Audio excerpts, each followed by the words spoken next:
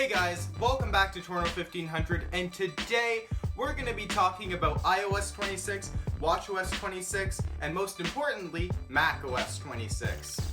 Because I don't know about you, but I think Apple should start prioritizing quality over quantity on their new iOS releases, because, well, I admit, iOS 26, macOS 26 looks very good, very eye-candy-ish, very Frutiger Arrow. However, it's kind of unstable. And I know this is just a developer beta build, but I think that we should have a Snow Leopard Mojave-like release next year to fix all the bugs in iOS that we've been suffering from for the past half-decade. And I decided to make a video like this instead of going over all the different features in iOS this year because everybody's already made a video on the new features about iOS 26. Everybody knows that it has a Frutiger Arrow-like theme. Everybody knows that macOS Tahoe replaced Launchpad with apps. So why should I make another video in the creator sphere telling you about all the features when I could just tell you my opinion on the new iOS and macOS releases and what I want to see next year? Luke Miani has made two separate videos on the fact that iOS has been getting less and less stable throughout the years, and their QC processes for their iOS versions and macOS versions seem to have been jumping off a cliff in recent years, and I just want to talk about that because it's kind of stupid. I think Apple needs to raise the bar with their operating systems more than they need to focus on adding new features to their operating system next year. Let's start with the least drastic change, watchOS, because watchOS received the least amount of changes except adding liquid glass to the operating system everywhere. It's not bad. It's been stable for me. I haven't had any sort of issue with it. No battery life degradation from watchOS 11 to watchOS 26. However, I haven't had a problem with watchOS, although it hadn't really changed much, so I'm not really going to be going over that in this video. Next up is iOS 26, and I don't really have a problem with iOS 26. Like, sure, it's a bit slow and laggy, but it's a developer beta, it's to be expected. I haven't really run into any other glitches than what I've seen in the past. Some people have had awful, horrible, no good, very bad experiences, like my buddy Marcus, who ran into an issue where his battery said that it was no longer genuine, even though he hadn't changed the battery, he just changed the operating system from iOS 18 to iOS 26. And those little weird, funny bugs, such as when in the AirPods menu where you... Can you tell this video's unscripted? Anyways, so in the AirPods menu where it triggers you to install the beta software on your AirPods, I'd rather die by the way, it says new features in iOS 19. So the iOS 26 stuff is just a last minute addition that they did to the operating system just to make it more organized or whatever, and that kind of confirms it. It's not really a bug, or it is a bug, but it's kind of funny. It's not really something major. Another thing I've noticed was severe cellular and Wi-Fi signal degradation from iOS 18 to iOS 26. I don't think the congestion went up. I think that the phone is doing something stupid, especially with cellular. With Wi-Fi, I noticed that doing speed tests would usually garner lower results, like much lower results than iOS 18, but that kind of mitigated itself, went away a bit, and I haven't really experienced a problem in the real world usage. However, with cellular, on my cellular carrier in the same area as doing iOS 18 tests, I've noticed that the cellular service has been extremely degraded. Now this will probably be fixed before it comes out to market. However, that still doesn't really excuse it, it just explains it a bit. So, teehee lol. The battery icons are doing something weird. Also, when you try to go to Mac Tracker on iOS 26, the app immediately crashes. So, because I have to use Mac Tracker for like my actual job, I have to use it on my MacBook. So that's kind of fun. So in my own experience, I haven't really had any sort of major issues with the iOS 26 Developer Beta 1, much less than I experienced with iOS 18 Developer Beta 1, which is funny because this adds more changes, although it's more stable than the first beta of iOS 18. iOS 18 Beta 1 was basically a dumpster fire, so that's something to know. And if I had to choose between iOS 18 Developer Beta 1 and iOS 26 Developer Beta 1, I'd be choosing iOS 26 Developer Beta 1 every single time. And now, let's get started on the macOS 26 beta. Now, while it isn't as unstable as the iOS 26 beta, and I mean it, this is quite stable, and I'm still able to fully use my MacBook on this version of beta macOS and use it for like actual work, it's also shit because they made the design changes with no regards to what people actually want and what actually looks good. And in the worst cases, like with the Launchpad replacement apps completely hindering my use of the operating system. Why do I need to double click now? What is this? Fucking Windows XP? I would expect this from a 21-year-old operating system, not one that just came out. And some elements of the operating system looked like they were designed one day before release, such as the Settings app. The Settings app, while they tried to make it look like this new liquid glass design, doesn't really look like liquid glass, should be transparent to what the actual wallpaper is or what's underneath it, and look at this little general pop-up, and look at the tab bar. It's so close together that there's no differentiation, and it just looks ugly. And why doesn't this little line go all the way out to here? These are basic things that should have not been overlooked if you're spending a year designing an operating system. And now they're enforcing that all app icons must be in a squircle format. So like the Final Cut Pro icon, well, that was basically a squircle, is now in an ugly box, which that shouldn't be it. That's just not good. That's not good design. And the Pixelmator Pro icon, why is it enforcing it through all apps, especially the ones that are already in squircles but have elements going out of the squircle? It's ugly. Like, the Big Sur to Sequoia icons were fine. Why would you change this? And we all have to admit that this Finder icon is an abomination. It's genuinely dreadful. Who approved this? Like, we didn't want this. You could have made it glassy without having to ruin or gimp every single icon in the operating system. And don't get me wrong, I think macOS Tahoe, for the most part, actually looks good. Especially the elements that look like they're probably going to be on the final release, like the top bar. Everybody hates this top bar because it's clear and you can't see where it is. I don't think it looks bad. I'm the type of guy that uses transparent menu bar mods on Windows. I like this. I don't mind it.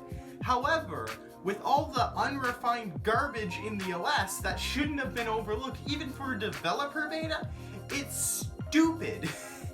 And I have pretty high hopes that most of the stuff that I'm talking about will be fixed in the final build of the operating system that gets released out into the public in September. And if it doesn't, you know I'm gonna be in front of the camera again talking about how Apple murdered my family. I mean, didn't actually fix anything from the first developer beta. I think the clear icons on all platforms look good, especially on iOS. And on macOS. I don't mind the icons. However, I do mind that they're forcing squircles on icons that really shouldn't be. And honestly, to me, it feels like it feels like this is such a half-assed redesign, and that the reason I'm ranting about a lot of these things is because Apple should have done better. They're known for doing better. They're known for making amazing things. And now, as of like Big Sur and later, it kind of feels like that's mellowed down a bit, and now bugs in the operating system are to be expected, even though they were never to be expected before. And when I say bugs in the operating system, I don't just mean like the latest developer beta build of the operating system. I mean like going back to like stable builds of especially macOS Ventura, because that was a disaster, and macOS Catalina, which felt like a beta on its final release. So what do I want to see for macOS 27, whatever the crack marketing team decides to call it? I want a version of macOS like macOS Mojave or macOS Snow Leopard, because those were the two best macOS versions in the past 2 decades, I think. There is a reason that I stuck with macOS Mojave for so long, and that is because it is a stable operating system that doesn't intrude on me actually getting work done. It's the most stable operating system they've made in the last decade, and I stand by that no matter how many Catalina glazers want to come into my comments.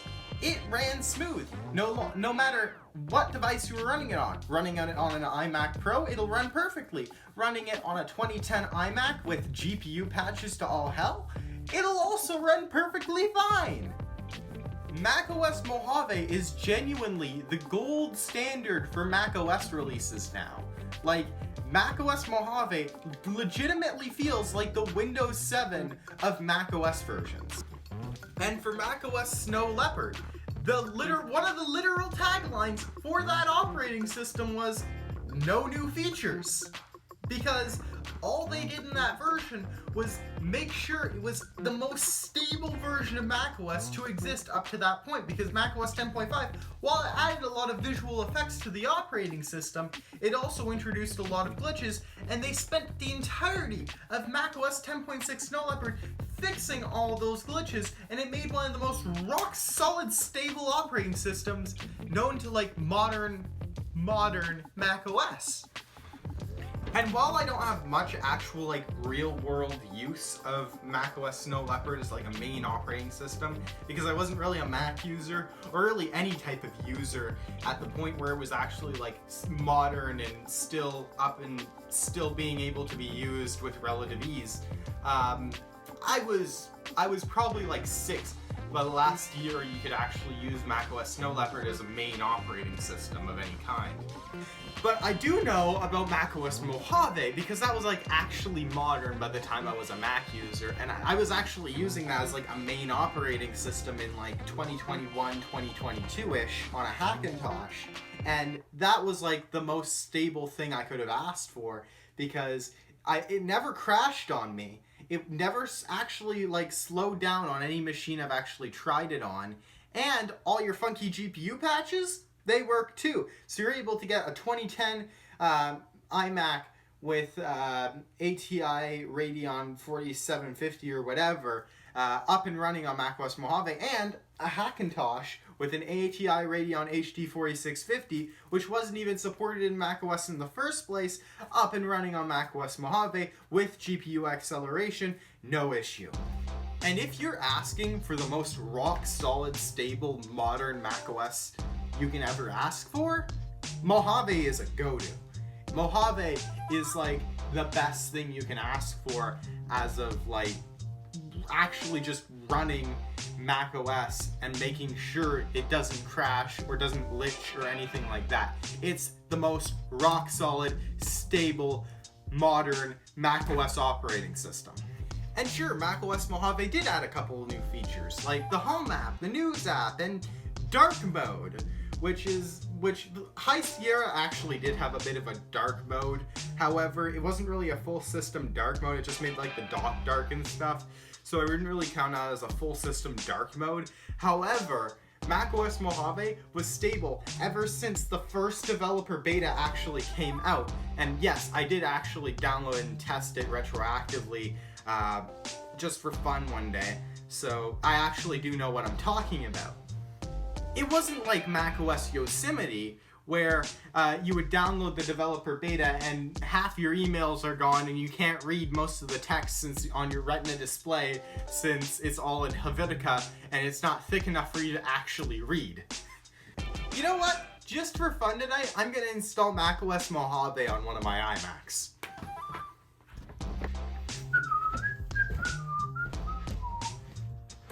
No, yes.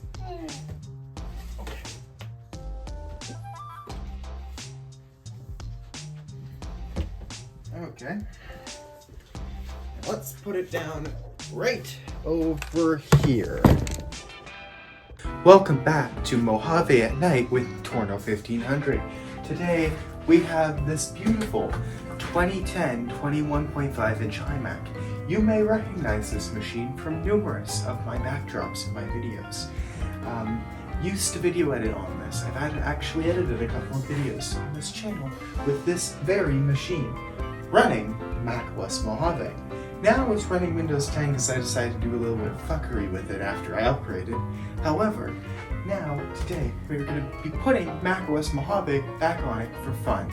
Right here, I have this very legitimate Mac power cable from the Apple IIe from 1982, and we are going to be plugging this in directly to my 2010 21.5 inch iMac. As you can see, plug it in right there, and then put it back down on the table, and I'll be completing the setup very shortly. This Apple Pro keyboard from the year 2000, it's the best keyboard you'll probably ever own.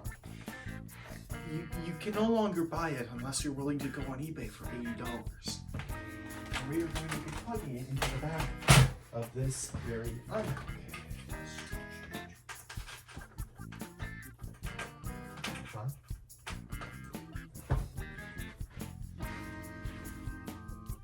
And to finish off the setup, we have this very handy Apple Mighty Mouse from 2010 that I found at the thrift store for $5 back in 2023.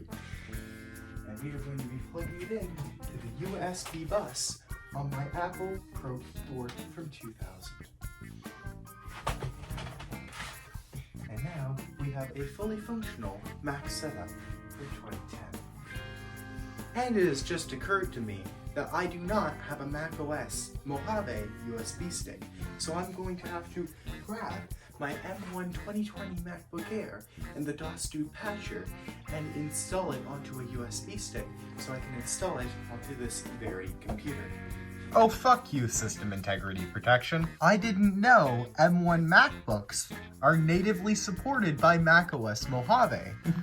And this is exactly what I'm talking about when I say that macOS Tahoe has way too many visual glitches. Fuck. It fixed itself, but like, you can still see that it's like, stupid. And now, since that is now completed, I can now pull out this USB stick and my Ugreen dongle that I got for $15 on Amazon. And let's do this iMac plug in the USB stick. God damn it. And now, for the final test, let's turn on the iMac and hold down the Option key.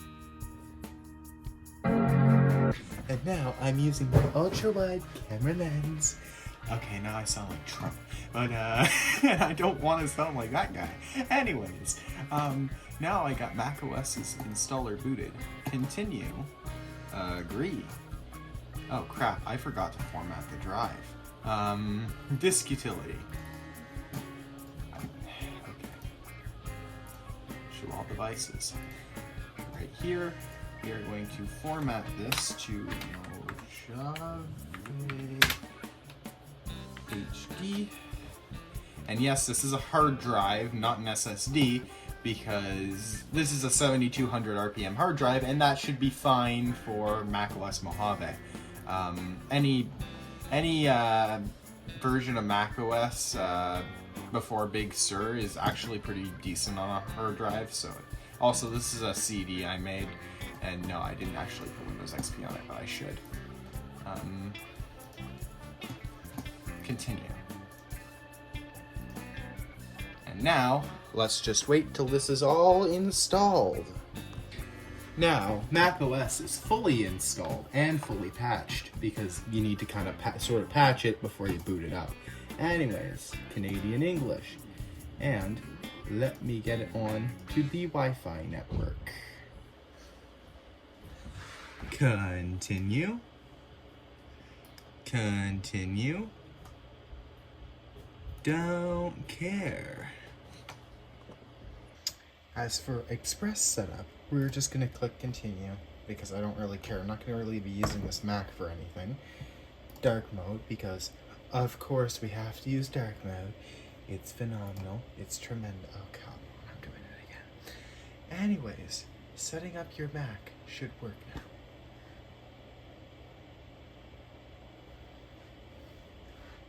And now, we could just install the updates for the patcher. And then we have fully working macOS Mojave.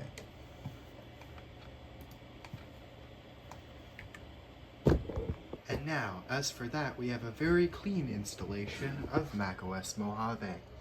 Probably the best macOS to ever exist. Probably piss a couple people off with that statement. Anyways, thank you guys for watching my program, my nightly Mojave, what did I call it? Mojave at night, and I'll see you guys later. Bye.